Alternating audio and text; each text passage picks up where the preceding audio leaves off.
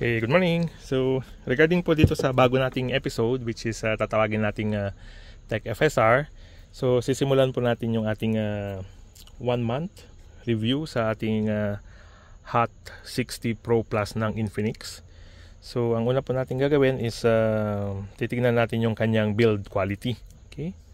So, anyway, i-recap ko lang po ulit yung unboxing natin before, kung ano yung laman ng nasa box. So, meron na po itong yung manipis lang po built-in na screen protector, pero ito po ay pwede yung papalitan ng gel. So sa screen protector po, yung gel type lang ang pwede nating ilagay dahil curve po ito.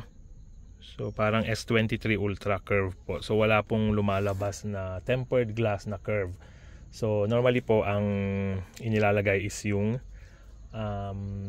gel type ng screen protector. And then may kasama na rin po itong casing na napakanipis. So parang hard plastic po siya.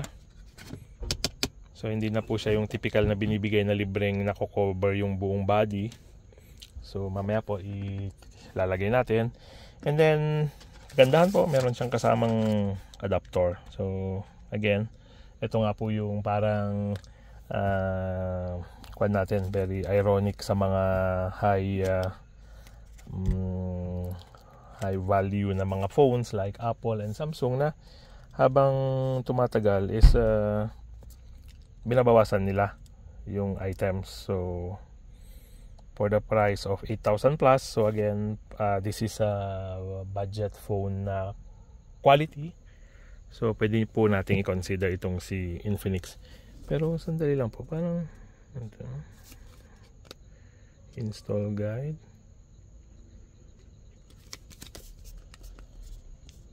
So parang kwan po ito yung mga gamit na paglalagay ng screen protector. So kala ko meron siyang kasamang screen protector na. So hindi naman po. Yung kwan lang po ito. Yung mga ginagamit na sticker, alcohol, panglinis bago ilagay yung screen protector. Okay? So ang gagawin po natin is titingnan natin yung kanyang build quality. So yung body po niya, itong likod is plastic. And then ito po, aluminum yung frame niya. And then JBL na po yung kanyang speaker. And USB-C. Then kwan po ito, dual SIM. So kung titignan po, napakanipis niya. Sobrang nipis. Ang gaan, parang nasa 150 grams plus lang po ito. Pakagaan. So since manipis siya, mag-ingat lang po tayo pag nilalagay natin sa bulsa sa likod natin and bigla tayong mapaupo, baka pwede po natin makrack yung screen dahil sa sobrang nipis po niya. Then yung power button niya is kulay green. So ngayon po i-test natin yung kanyang quality ng camera and then video. So i-attach ko na lang po sa video clip yung camera saka video na tinatake natin dito. Okay? So para sa 8,000 plus, hindi naman po masama yung build quality niya para sa akin po, ha. So yung design wise, ganda rin po niya tignan. Parang premium phone. And ang importante po rito is titignan natin yung kanyang performance. Pero again, don't expect po masyado para sa entry level phones. Pero tignan po natin, silipin lang natin yung kanyang specs. For an entry level po, not bad, ha. Kasi 50 megapixel Sony po ang kanyang AI RAW engine. So 50 megapixel na po ang kanyang camera. So sa rear is 50 megapixel, front is FOV 90 degrees, 13 megapixel sa harap. And then AMOLED display, 5160 po yung kanyang battery, 45 watts. Durable, mga 5 year po ang kanyang design limit sa battery.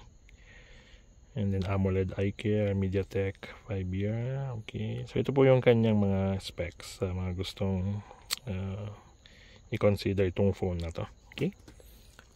So So para sa Sony po, medyo tested po yung Sony. It's a very well-known brand pagdating sa camera. So maasahan po natin yung camera sa video niyan. Okay? So sige po, i-test natin ito ngayon.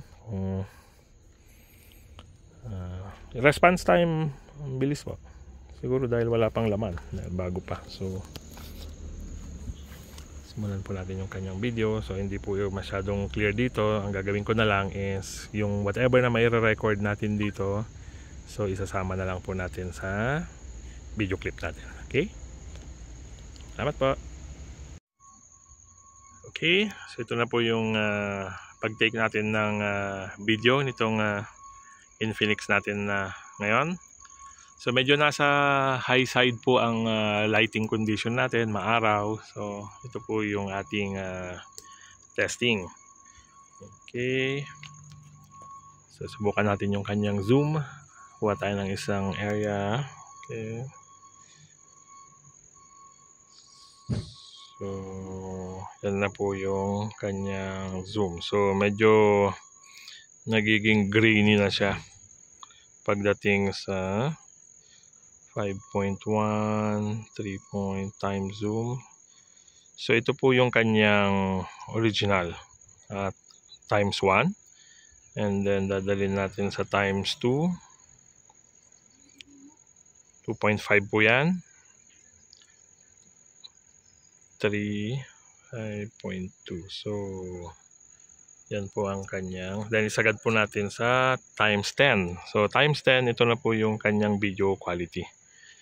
And kung tinitignan ko po rito sa phone, medyo grainy. Hindi na po siya ganun kalinaw. Then tingnan natin yung dahon. So 3.7, 5.8, 10. So times 10 po yan. Yan po yung sagad niya. So medyo limited po yung kanyang capability pagdating sa zoom ng kanyang video. Okay? So susubukan naman po natin yung kanyang camera. So try pa natin ng isang video, mas malapit po ito. Mga nasa 2 meters lang po sa harap natin. So 2.6, zoom, 5, 10. So yan na po ang kanyang times 10 ang camera video. Okay? Okay, so off ko na po ito. Then kukuha naman po tayo ng mga snapshots ng kanyang picture. Okay? Okay, so nakakuha na po tayo ng iba't ibang klase ng pictures. So ilalagay na lang natin sa video, and then check natin kung kumusta siya. Okay. So yung camera po niya times 15 pag nag-zoom tayo. So yun po yung kanyang video quality. And then later po, pag along the way, itetest naman natin yung kanyang stabilization pag nakakabit sa sasakyan while moving po tayo. Okay? Salamat po.